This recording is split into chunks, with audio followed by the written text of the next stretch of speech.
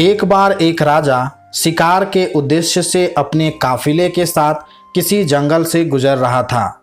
दूर दूर तक शिकार नजर नहीं आ रहा था।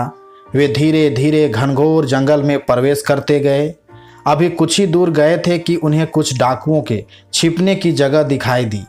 जैसे ही वे उसके पास पहुंचे कि पास के पेड़ पर बैठा तोता बोल पड़ा, पकड़ो पकड़ो, एक राजा आ रहा है। इसके पास बहुत सारा सामान है, लूटो लूटो, जल्दी आओ जल्दी आओ। तोते की आवाज़ सुनकर सभी डाकू राजा की ओर दौड़ पड़े।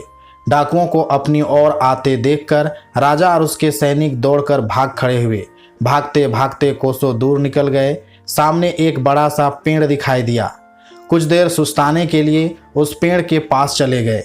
जैसे ही पेड़ के पास पहुंचे कि उस पेड़ पर बैठा तोता बोल पड़ा, आओ राजन, हमारे साधु महात्मा की कुटी में आपका स्वागत है।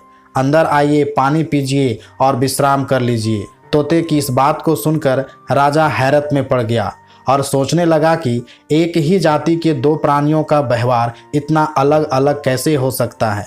राजा को कुछ समझ नहीं आ रहा था। वह तोते की बात मानकर अंदर साधु की कुटिया की ओर चला गया।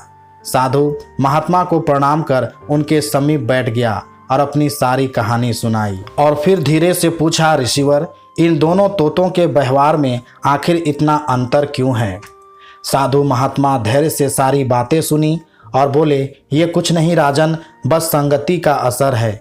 डाकुओं के साथ रहकर तोता भी डाकुओं की तरह व्यवहार करने लगा है और उनकी ही भाषा बोलने लगा है। अर्थात जो जिस वातावरण में रहता है वह वैसा ही बन जाता है।